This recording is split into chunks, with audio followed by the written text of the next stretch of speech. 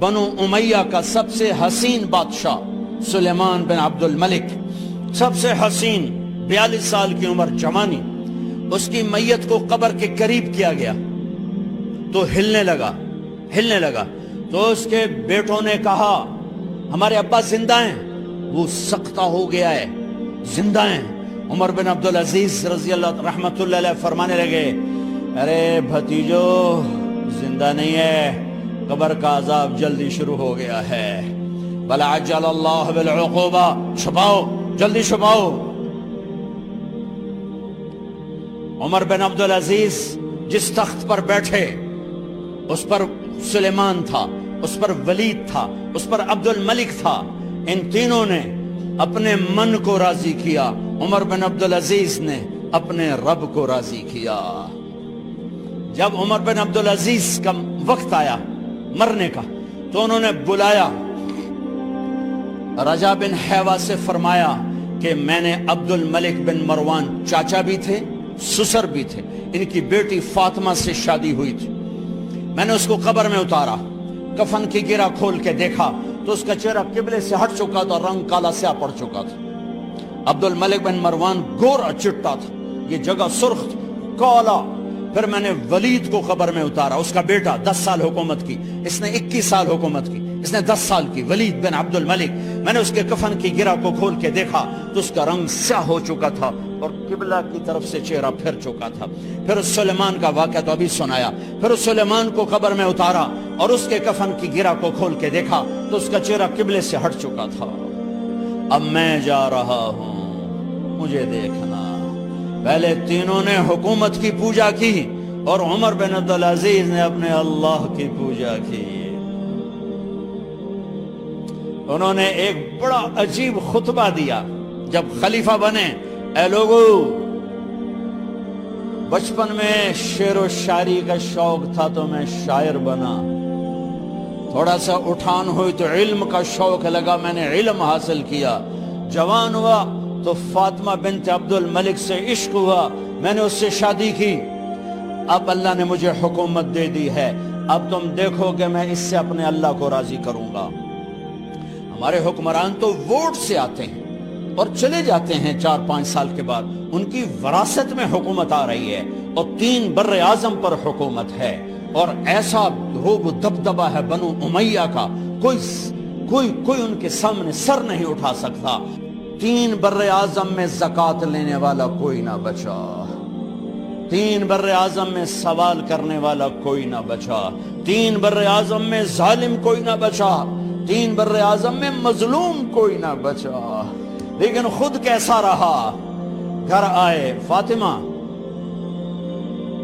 بڑے اچھے دن گزرے ہیں، اب امتحان ہے، میں تیرا حق نہیں ادا کر سکوں گا، طلاق لینی ہے میں حاضر ہوں، ساتھ دینا ہے تو میرے اپنے حق معاف کرو، اپنے حق معاف کرو۔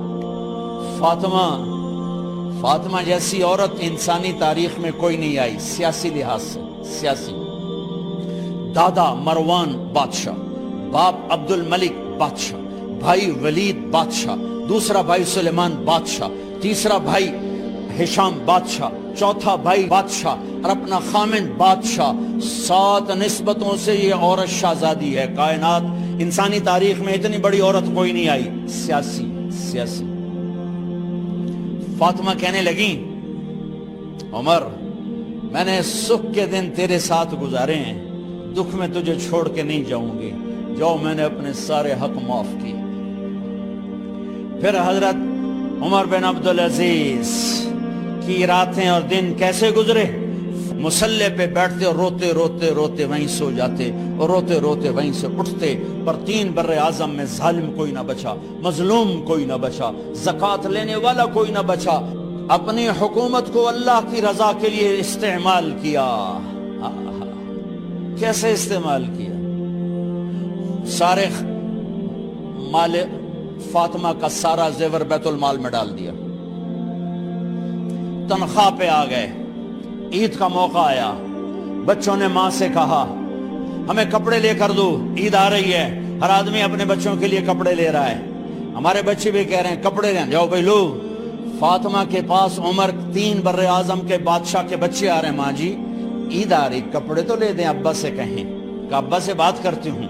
ابا تشریف لائے, خزانے لبالب بھرے ہوئے گندم کے ڈھیر کی طرح, کہ امیر المومنین بچے کپڑے مانگ رہے ہیں. فاطمہ میرے پاس تو پیسے نہیں, میں کہاں سے کپڑے لے کر دوں, میرے پاس تو پیسے کوئی نہیں.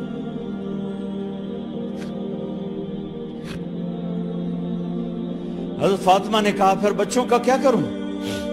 کہا پھر مجھے بھی نہیں پتا کیا کروں. اس کے پہلے 3 حکمرانوں نے لوٹ مار کے بازار گرم کیے, ظلم و ستم کے پہاڑ توڑے, اور آج اسی خزانے پہ ایک شخص بیٹھا ہے جو اللہ کو راضی کرنے کے جھنڈے گاڑ رہا ہے. تو فاطمہ نے کہا آپ ایسا کریں, اگلے مہینے کی تنخواہ ایڈوانس لے لیں, اس سے میں اپنے بچوں کو کپڑے لے دیتی ہوں, اور گھر کا خرچہ میں مزدوری کر کے گھر کی روٹی چلا لوں گی. ارے اپنی تاریخ پڑھو, صرف ڈرامے ہی نہ دیکھتے رہ جاؤ, صرف گانے نہ سنتے رہ جاؤ. اور بھی دکھ ہیں زمانے میں محبت کے سوا. انہوں نے اپنے بلایا وزیر خزانہ مزاحم, اپنا ہی غلام. ہاں بھائی مزاحم, ہمیں بچوں کے کپڑے چاہیے, تو اگلے مہینے کی تنخواہ ایڈوانس مل جائے. وہ کہنے لگے امیر المومنین آپ مجھے لکھ کر دے دیں کہ آپ 1 مہینہ زندہ رہیں گے, میں آپ کو تنخواہ دے دیتا ہوں.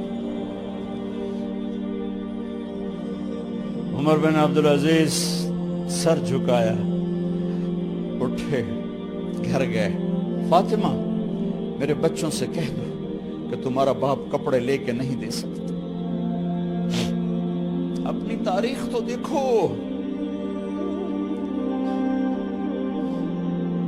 عید کا دن آ گیا, خلیفہ وقت عید کی نماز پڑھاتے تھے, نمازیں بھی خلیفہ وقت پڑھاتے تھے. بنو امیہ کا خاندان ملنے کے لیے آ رہا ہے. سارے سرداروں کے بیٹے اعلیٰ پوشاک, اعلیٰ لباس ملنے آ رہے ہیں. تھوڑے دیر بعد دیکھا تو بچے بھی ملنے آ رہے ہیں. امیر المومنین کی حیثیت سے بچے باپ کو ملنے آ رہے ہیں, اور ان کے جسموں پر پرانا لباس ہے. حضرت عمر انہیں دیکھ کر ادھر اپنے سرداروں کے بچے دیکھے تو زرق برق پوشاکیں, اپنے بچوں کو دیکھا. ارے اس باپ سے پوچھو جو سب کچھ کر سکتا ہو اور پھر مٹھی بند کر لے کہ نہیں میں نے حرام کی طرف نہیں جانا. بچوں کو دیکھا تو آنکھیں ڈب ڈبا گئیں, آنکھوں میں آنسو آ گئے.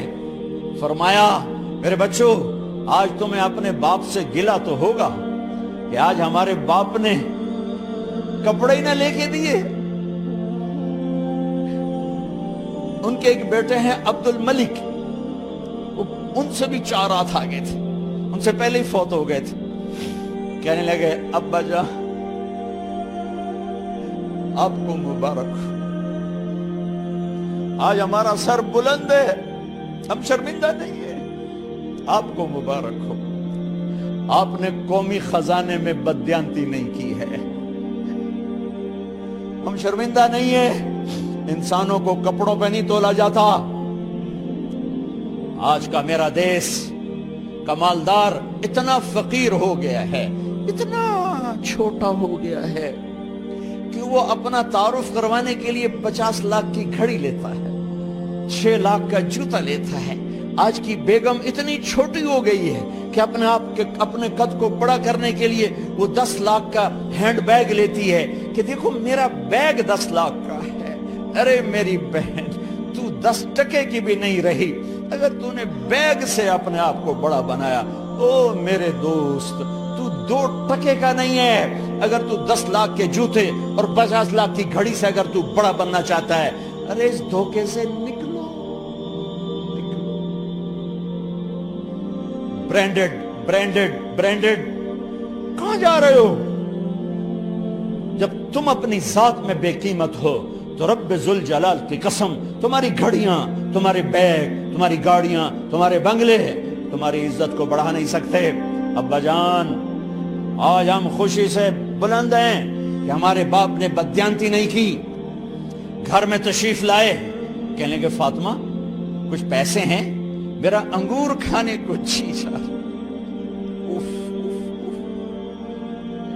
بس فاطمہ رونے لگی. فرمایا امیر المومنین خزانہ تو بھرا پڑا ہے, 1 درم کا بھی تیرا حق نہیں ہے کہ تو 1 درم لے کے انگور خرید لے.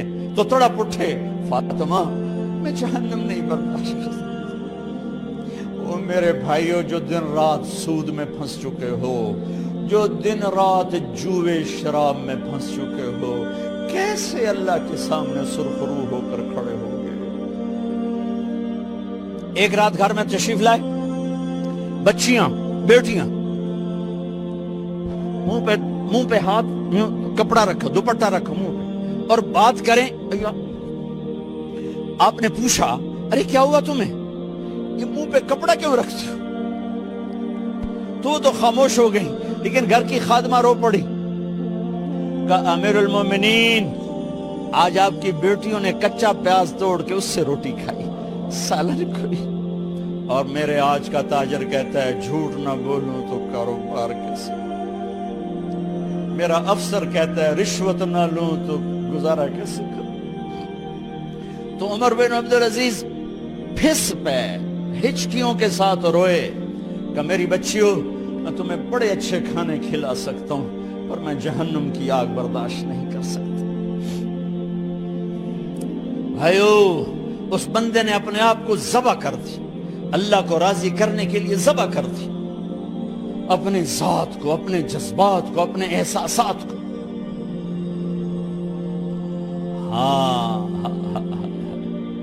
اب اللہ نے صلہ کیا دیا, جب انتقال ہوا ہونے لگا تو بلایا رجا کو, جو میں بات پہلے چھوڑ کے ادھر ان کی تھوڑی سیرت بتائی کہ رجا اب میں مرنے لگا ہوں. عبد الملک کالا ہو گیا تھا, ولید کالا ہو گیا تھا, سلیمان کالا ہو گیا تھا. یہ کیوں کالے ہوئے تھے؟ یہ بے نمازی نہیں تھے, بدکاری نہیں کرتے تھے, کسی کی طرف ان کی میلی آنکھ نہیں اٹھی کبھی. یہ ظالم تھے, ظالم انسانوں کا خون پیا, مال میں خیانت کی. اس پر اللہ نے چہرے پھیر دیے. آج عمر بن عبدالعزیز جا رہا ہے, کہ دیکھو میں جا رہا ہوں, مجھے دیکھو میرے ساتھ کیا ہوتا ہے. ان کا انتقال ہوا, ان کی میت قبر کے کنارے رکھی گئی, اور اب نیچے اتارنا ہے. سلیمان کی میت کو اتارنے لگے تو ہلنے لگا, اور عذاب قبر پہلے شروع ہو گیا. عمر کی میت کو جب قبر کے قریب کیا گیا, ایسے ہوا کا جھونکا آیا, ایک پرچہ ایسے لہراتا ہوا یوں آیا, یوں آیا, یوں آیا, اور عمر کے سینے پر گر گیا. لوگ کٹھے ہو گئے, پرچے کو کھول کے دیکھا گیا تو اس پہ لکھا تھا بسم اللہ الرحمن الرحیم, براءۃ من اللہ لعمر بن عبد العزیز من النار. یہ پروانہ ہے اللہ کی طرف سے اس کے بندے عمر کے لیے کہ اسے جہنم سے نجات کی خوشخبری سنا دی جائے. آہا, مرنا ہو تو یوں مرو, اللہ ایسی موت دے دے. کہتے ہیں میں نے ان کو قبر میں اتارا, جب قبر میں اتارا تو کیا دیکھا, میں نے کفن کی گرہ کھولی تو چہرہ قبلے کی طرف, اور یوں لگا جیسے 14ویں رات کا چاند قبر میں اتر آیا ہو. اور آخری بات کرتا ہوں, میرے بھائیوں بہنوں, اپنے اللہ سے صلح کر لو, اپنے اللہ سے صلح کر لو.